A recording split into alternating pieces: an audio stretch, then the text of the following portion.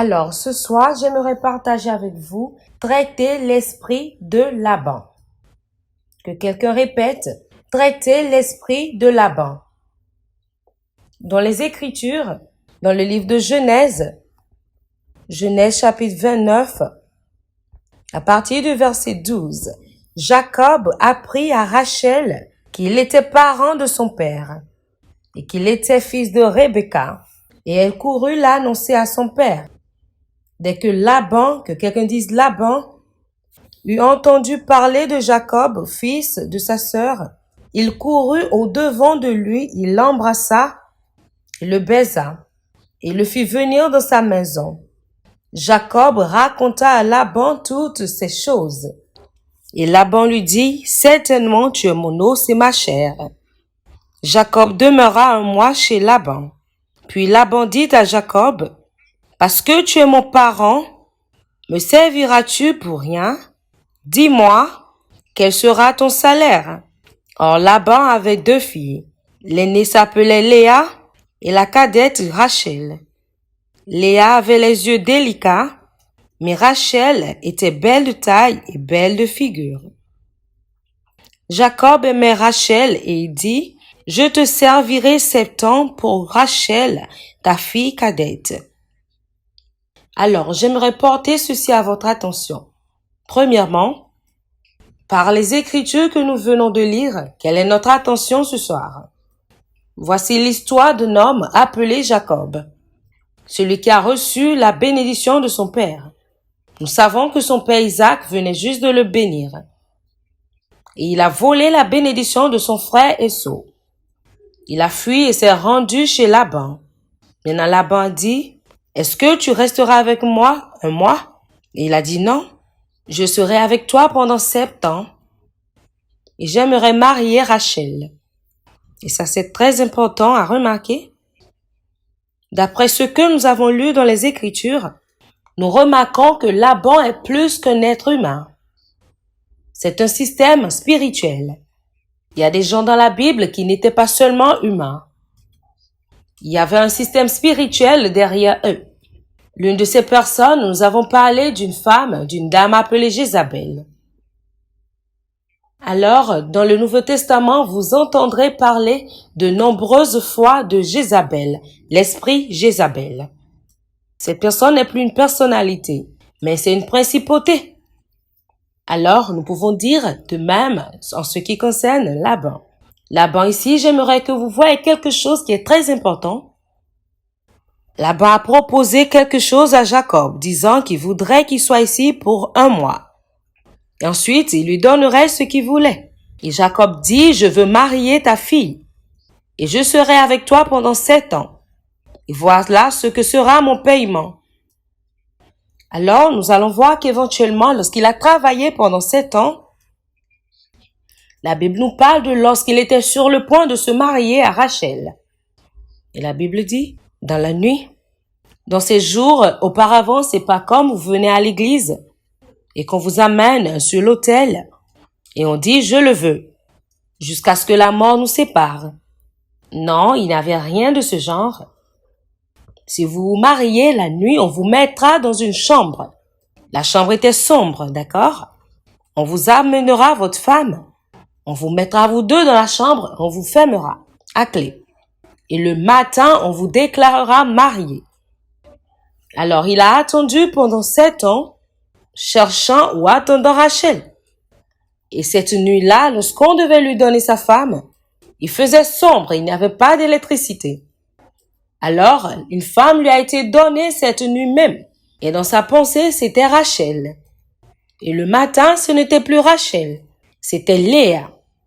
Et la Bible dit que Rachel était très belle, la plus belle d'ailleurs, et qu'elle était belle de figure, elle était favorisée.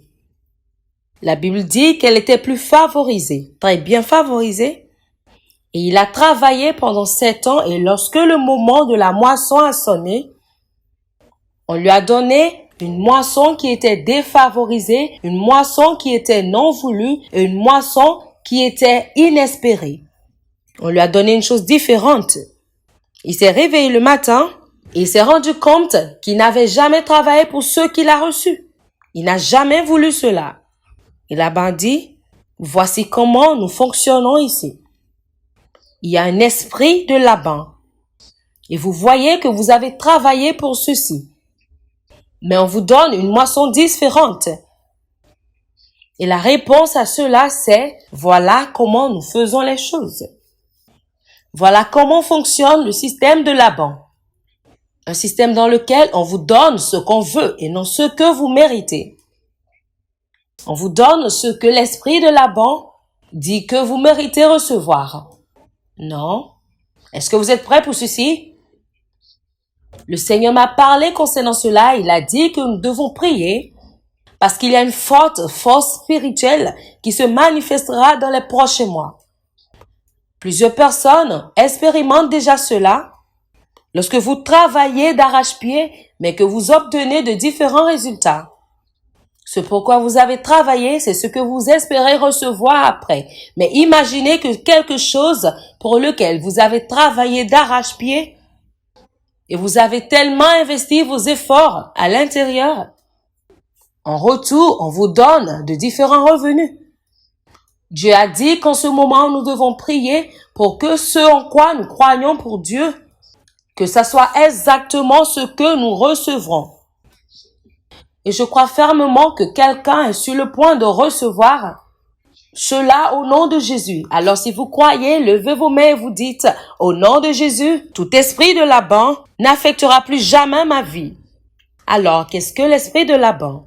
L'esprit de Laban, c'est l'esprit de manipulation. Là où vos bénéfices et vos profits, vos avantages sont manipulés. Votre moisson est manipulée. Vos espérances sont manipulées. Saviez-vous qu'il y a certaines femmes aujourd'hui et il y a certains hommes qui ont marié les mauvaises personnes et ils regrettent et ils se demandent ce pourquoi ils ont marié de telles personnes. C'est à cause de l'esprit de Laban. Alors, ce que vous devez savoir, c'est qu'en fait, l'esprit de Laban peut manipuler une personne. Et en effet, Jacob ne voulait pas de Léa. Il voulait Rachel. Ce qu'il voulait, il ne l'a pas obtenu. Et le Seigneur me parla directement sur ce qui se passe dans le règne spirituel. Vous voyez, certaines personnes se réveillent seulement le matin et commencent à entrer dans leurs activités. Mais vous avez besoin d'avoir une intelligence prophétique de ce qui se produit ou de ce qui se passe dans le monde. Et la raison pour laquelle les gens à l'église aujourd'hui se débattent, c'est parce qu'ils n'ont pas l'intelligence. Ils ne savent même pas ce pourquoi ils souffrent. Ils ne savent pas celui qui planifie leur chute. Vous êtes là, juste là en ce moment, vous ne savez même pas celui qui planifie votre chute. Et vous ne savez même pas combien de personnes sont en train de planifier pour que vous chutez. Alors tout ce que vous savez, c'est que vous êtes marié. Mais vous ne savez même pas ce qui se passe actuellement dans votre mariage. Toute personne qui planifie la chute de votre mariage. C'est pour cela que vous devez comprendre que dans le règne de l'esprit, nous ne jouons pas avec l'intelligence. Maintenant, dans le règne spirituel, voici l'intelligence. Quelque part ou n'importe comment, quelqu'un est en train de vouloir saboter votre moisson. Vous n'avez pas compris ce que je dis. Quelqu'un, quelque part, planifie de saboter votre moisson, de jouer avec votre intelligence. Que quelqu'un lève sa main et dise ce soir, quel que soit l'esprit qui travaille contre ma moisson, je te commande dehors.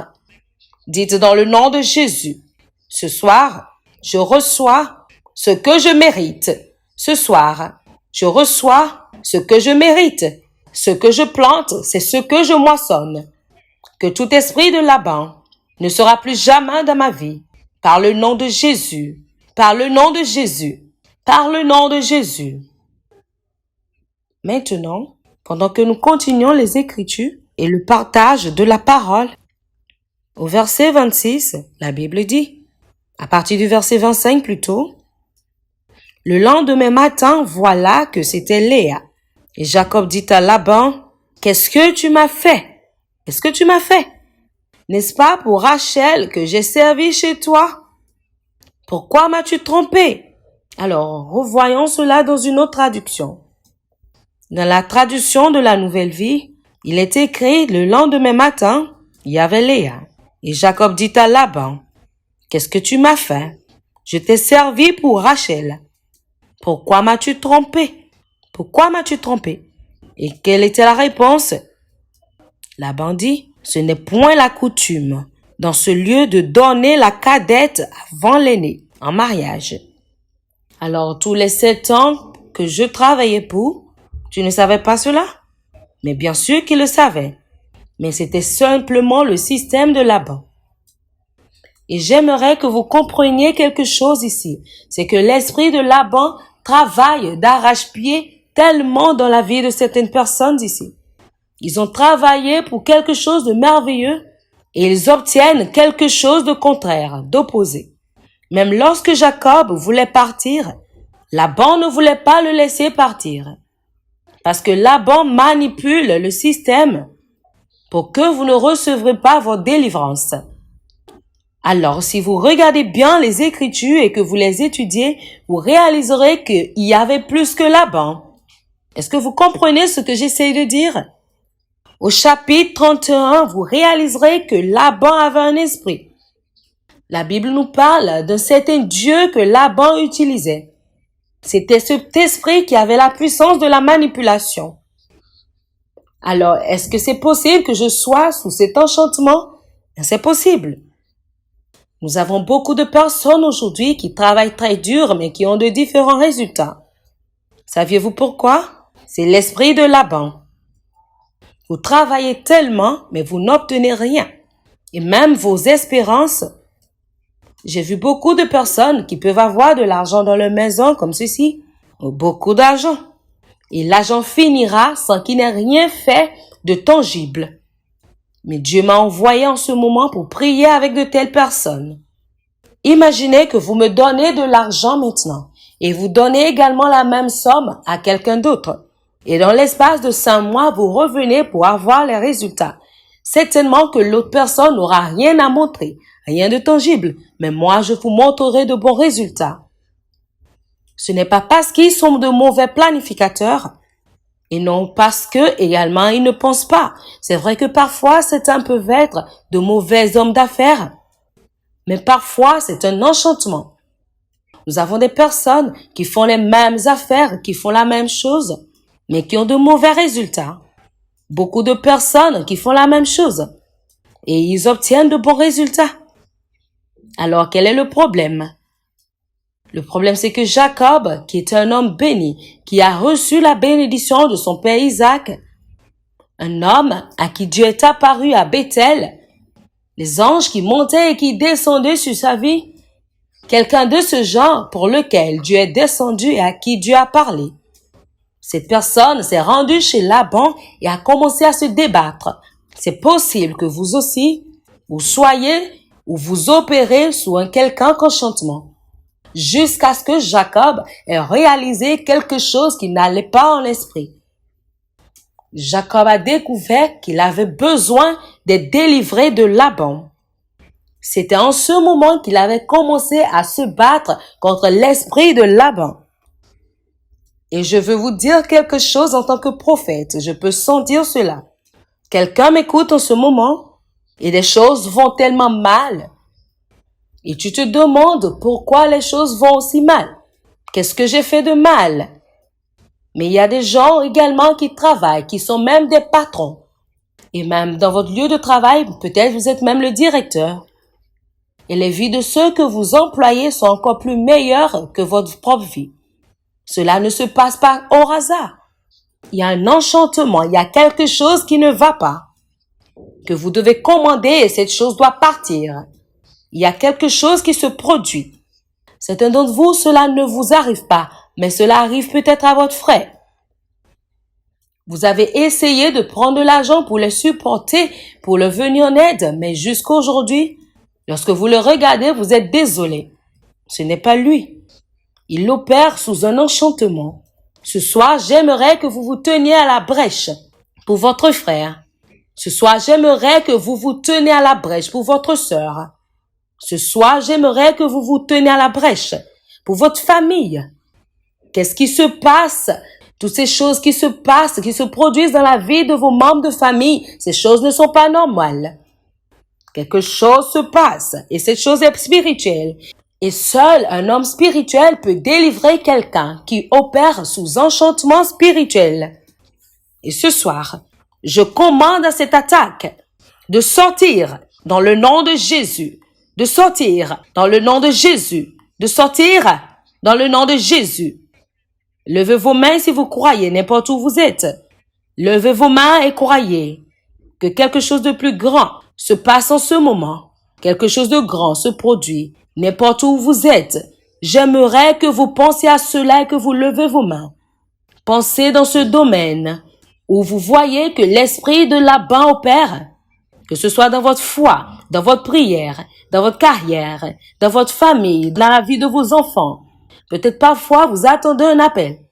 Et parfois, certains d'entre vous, dans vos propres locaux, dans vos bureaux, vous obtenez ce que vous ne méritez pas. Quelque chose doit se produire en ce moment, qu'il y ait un changement, que Dieu se souvienne de vous en ce moment propice, que quelque chose se passe. Je décrète sur votre vie. Je parle à votre esprit, à votre famille. Je décrète à votre futur, à votre avenir. Je parle à votre société, à votre mariage. Je parle à vos relations dans le nom de Jésus. Que quelque chose de nouveau commence à s'opérer. Qu'il y ait un mouvement. Commencez à prier maintenant. Commencez à applaudir, à prier. Que le changement s'opère dans le nom de Jésus. Je prie pour vous là où vous vous tenez. Commencez à moissonner ce que vous méritez. Commencez à expérimenter de grandes espérances dans tout ce que vous faites. Je décrète sur vos familles, sur vos enfants, vos frères, vos sœurs, votre mari, votre femme, dans le nom de Jésus. Que l'esprit de Laban sorte, qu'il sorte, qu'il sorte. Reba sankata rababa shekete.